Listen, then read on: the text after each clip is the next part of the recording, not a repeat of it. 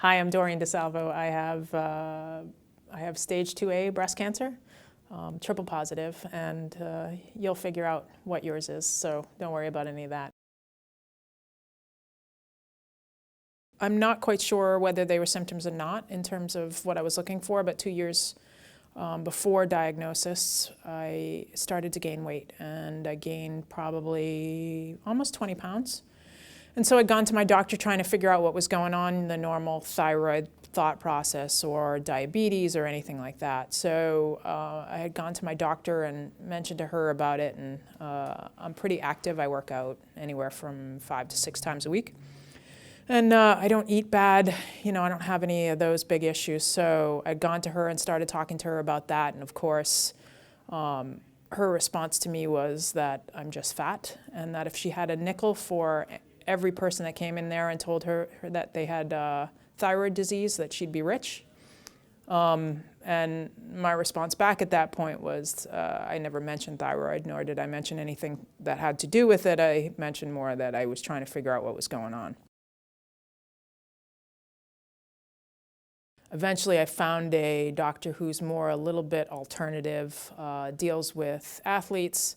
We did a bunch of blood tests, and he had mentioned to me at one point that some of my markers were coming back looking possibly like cancer, but he couldn't be sure or couldn't tell kind of what it would be or what that was like. So, of course, that's in the back of my head. I was away traveling on a work trip, taking a shower, and found a lump on my breast that was kind of shattering in terms of just the fear that went through me, not knowing what it was. So as I told you before, I started the calling of doctors and called the mammogram center trying to figure out what I needed to do. Tried to get my GYN to order the right test for me, and after multiple, maybe 5 or 6, 7 different phone calls, finally got an order for a test, which ended up being the wrong one. Had to then do a little background research, find somebody else who would actually listen to me and pay attention, and order some tests for me, which ended up being another 7 days from then. By the time that they actually did the right mammogram and ultrasound, the next day I was instantaneously for a core biopsy. And then through the core biopsy, they had found something that looked aggressive and scary. And checked my lymph nodes. At that point, I knew I had cancer and wasn't quite sure, what stage it was, how bad it was. All I knew at this point was that it wasn't in my lymph nodes, and nobody's actually telling me I had cancer. And so from that, they had started to put down on the calendar my surgeon consults, my oncologist consults, and then when they'd give me my diagnosis consult.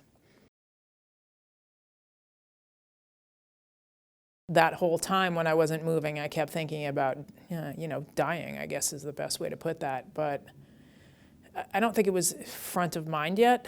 It was more of the not reality. There's maybe a 5% chance that it wasn't the case, or it was something that I wouldn't have to go through chemo for, or, the hope was that if this was it, I would only have to do lumpectomy radiation. So I had all of these things going through my head at that time that I tried to kind of wipe out of it. Chemo is the scary word because you think about it, stage 1 people, it seems like, and not to belittle it, but it seems simple. And in the scheme of things, just getting an operation, having a small thing taken out of you, and radiation, which is not fun, but it's better than chemo, hypothetically. At least that's what people will tell you. That it seemed like a bigger ordeal because, you think back to, your parents' chemo. I hate to put it that way, but like when, before pills that would help you not puke or poop or that kind of thing, it had to be even more miserable. In my mind, I was like, okay, if I have chemo, then I'm doomed. Like, that's just the worst case scenario. And so, little did I know that maybe stage 4 was the worst case scenario, but I didn't know that stages existed then. So I'd go in on Thursday morning. At like 9:30, they go in and they take through my port, they'll take out blood to check kind of all my levels. That will be diagnosed in-house. All my levels will come back, and then they will figure out kind of what they needed to do for each one of my chemos in terms of my body weight, blood pressure, and my blood chemistry. They would put it all together in-house as well in terms of the chemo, and then it would come out in bags. And so I would get it in that order, TCHP, so the Taxotere, I think, was the first one. And it would be hung up in a bag, and I would just sit there. I would work from the office, and so I had my friends go with me. Like, I'd have one friend each time. And so they would just go through each one of the bags. It would take, I think, 4.5 hours total. And while that was happening,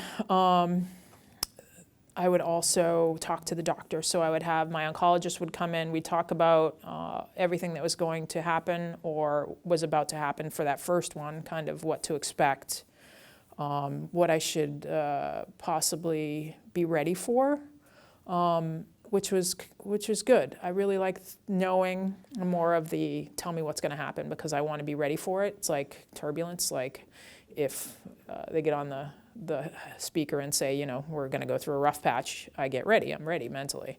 And so that's kind of how that day went. And then there was another doctor there who's also an oncologist that would come in and deal with more of the everyday stuff, like fears, any questions I have, anything that I didn't get answered from the first oncologist. And then they just keep checking on me, changing the bags throughout the day after that. And then at the end, I would go home. I couldn't really eat during it. I would mostly drink fizzy water. That's where my obsession started for that. And then that day I was fine. I could go to the gym that day and be okay. The next day, I had a lot of nausea, diarrhea, that kind of stuff. The first round for me was the worst. First and last were the worst.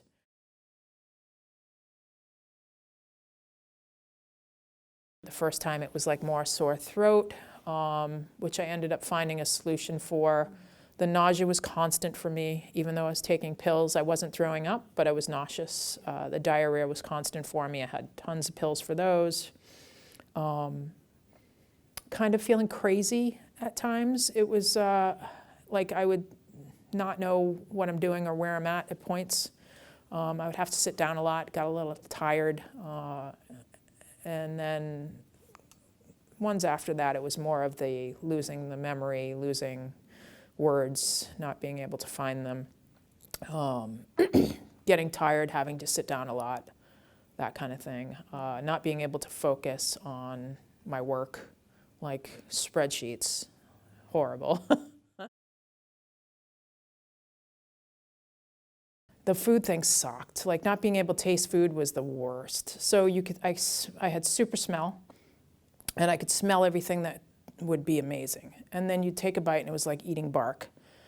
And so that mentally challenging, and then physically challenging, because you're trying to survive. You're trying to be productive. You're trying to get out when you can. You're trying to do things and try to have as real of a life as possible. And then you can't eat normal things. So I did a lot of protein shakes, Jell-O. I don't have a sweet tooth, and now I do. Ice cream became my best friend. And I became an expert at that. So it's just trying to get over that piece was like, that was an 8 for me every week until the third week when you could start to taste again. So that was across the board, that one symptom. Like the diarrhea, fine, you deal with it. The nausea, you deal with it. And I could be downplaying this for other people that that's horrible for, but for me, that wasn't as bad. My hair was down to my waist, big Italian hair. Not big, but like I have a lot of hair. Thick eyebrows, eyelashes for days, that kind of thing. So yeah, I mean, it's a vanity issue. I work out, I didn't want to look as like manly, I guess is the best way to put it. You know, it makes me more feminine, I thought. You know, that was kind of my has always been my thought process around my hair. And that could be a security blanket, who knows? At this point, you know, it doesn't bother me anymore because I'm so used to it. But yeah, it was huge. So losing your hair and that whole process around it was just, it's a big one. Because that now shows everybody you're sick. So yeah, that was big. So when I had gone into my first chemo, I started talking to the nurse who was giving my infusion, and I said, you know, what do you think when do people normally lose hair on this? Because everybody has a different cocktail. And so this cocktail, I did the whole WebMD and every single site and looked at when you lose it. And of course, they're saying quick and other people are saying not so quick. So I heard she had told me 2 weeks. And of course, that frightened me because that was quick. And I questioned it, and then she moved to maybe a month, and I pretty much asked her to tell me the truth, and ended up being 2 weeks. And so that first week, I had my hair in a ponytail, and then I'd brush it a little bit, and then second week, my hair started to fall out in the brush, so I stopped brushing it and put it up into a hair tie, and then I'd wake up and there'd be clumps of hair in my bed, and then I'm like, maybe if I don't touch it, it won't fall out. And then it just looked horrible. And so at a point, I was talking to one of the owners of my gym, and he's like, I'll just shave your head. I'm like, I don't know if I'm ready for that. That was like almost 2 weeks. And then I went home, and like a big chunk fell out onto the floor. And so I texted him. I said, all right, let's do it. And he said, I'll bring my clippers in, and we'll do it. So I let my friends know that I'm going to do it at the gym. And this is the time, and probably like 10 of my friends came. And the guy that was initially going to do it didn't do it. He wasn't there, and so I looked at one of my other friends. I'm like, how are you at clippers? And he's like, I'll do it. Great. So we went out onto the patio of the porch and just started with fun hairdos. And so did like mohawk and like half my head. And then just shaved the whole thing and had a couple beers, and there's a theme there, and and just shaved it. And so it was it was a little bit longer than what it is now. It was probably, I think, what they call a 4-clip. And I did that, so that was 2 weeks in. And then from there, it started falling out more and more. And then by a week, probably 3, one of my other friends came over and shaved my head for me. And so that was it. I went completely bald. I still had really big eyebrows and eyelashes. And so I just bought a lot of earrings with my girlfriend Elise. We went out and bought some cheap hoop earrings, and I just rocked it. And so I work for a tool company for construction, and 4 guys in my office are bald. So I have to walk in now one day with hair and the next day bald. And I started taking pictures with all the bald guys at work. And so it was called Project Baldy. And so anytime I travel out into the field and guys were bald, I'd get another picture, and I'd get another picture. I asked advice for shaving heads, and so that's kind of the way that I dealt with it mostly.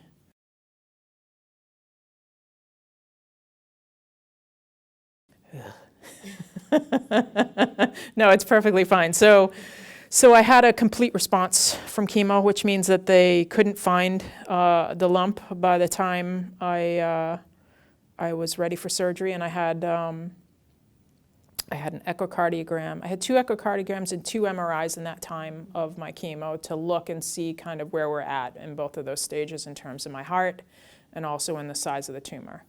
So it was before chemo, during chemo, and then before the operation. The night before you go in, they put this tiny needle into your nipple, and that hurts like and that lights up kind of the stream for where the cancer would flow into your lymph nodes. And so from that, they can tell what lights up and what will be what they take out. And so for me, it was, you could see it on the screen. They showed it to me afterward. 3 of them lit up. And so then the next day, you know that they're going to take out at least 3 when they go in there.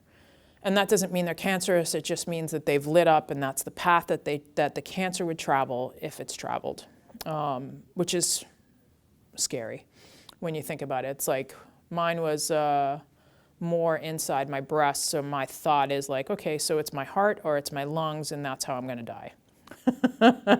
Right? So then that adds a whole nother layer to that. But the next day you go in, and it's the needle-guided wire is what they need to do next. And so they gave me Valium because I was stressed out, and I'll take a Valium anytime they offer it when I'm in the hospital. I went in for surgery. That was kind of the best part, is that I get to sleep for that. And there's not a whole lot of talk. I just went in, you lay on the table like Jesus, and then you're out. And then you wake up, and I don't even know if I stayed. No, I didn't stay overnight. So it was a one-day surgery. Once I was fine, I left, and they told me that they got all the margins, and there was nothing in my lymph nodes. And so from there, it was just rehab. I slept a lot that first day, but since then, it's been more rehab base in terms of arm mobility, PT, that sort of deal. In the beginning, everybody tells you that radiation isn't as bad as chemo. I personally hated radiation, mostly because chemo was something I could manage and kind of work through, and it was rational thinking for me. And physically, it was just understanding where radiation was every day, Monday through Friday, 5 days a week for 4 weeks. And it's not very long. But for me, I had to hold my breath during radiation to be able to push your boob up high enough that you're not hitting any of your lungs and heart. And so, of course, now you have that in your head as you're doing the radiation of like, now it's going to ruin my lungs, it's going to hit my heart, I'm going to die that way. And then the machine is imposing, it's enormous, and it goes around you, and things are coming from the ceiling, and the techs that are helping you are running out of the room after, while you're sitting there, and it's just danger, danger, but you're still on that table, and you're the one being affected by it. So for me, that mental game was a lot harder. And then when they lay you out, they marker you. And so mine was from underneath my underarm up to my chest bone, all the way down underneath my boob. And I didn't realize kind of that whole piece would get red. I just kind of didn't think about it until that actual chunked out, like week 2, 2.5, I started getting really red there.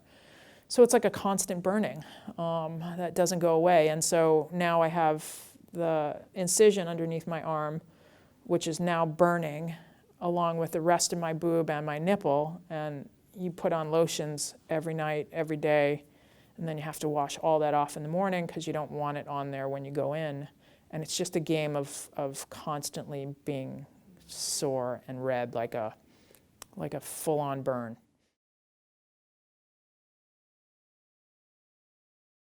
When I was diagnosed, I pretty much called my boss right away. Or kind of when things looked funky, I said, look, I have some stuff going on. It doesn't look good. I'm not sure what that means yet. It could possibly be cancer. I said, and I'm not sure, but I'll let you know when that happens, and we'll talk about what that looks like. So when I was diagnosed and I had my full plan, I called him and said, look, this is what's going to happen. This is how it works. These are when it's scheduled. I'd like to still work through it and see if I can do that. Because I think keeping busy is going to be better for me than wallowing and thinking about cancer all the time. So that was my thought process. And I have 2 jobs, and so it was like that for both. My other job is at the gym at night, and so that becomes another piece of the pie of like, how do I stay awake for that long? Can I handle it for that long? And so my gym was amazing in terms of that, and said anytime you need coverage, we can do that. And so I used that as much as possible, but I also used the gym as a place that would keep me involved in and keep people on me and keep people seeing me and helping me mentally. hang in there. You know, it's a long road. For me so far, it's been 9 months and probably going to be 4 more. Your hair will come back. You are pretty no matter what, or whatever you think. It's a long road, but I think that you need to stay yourself as much as possible through this process and do normal things with people that matter to you. Take trips, go on vacation, love yourself, eat whatever food you want, drink whatever drink you have, and exercise and get outside, because that's going to change the way that you see everything. Be open to anything that comes to you, I think, because during this process you'll meet a lot of people that you never thought you'd meet, and have conversations you never thought you'd have. And I think you need to let those happen and know that you'll get through it.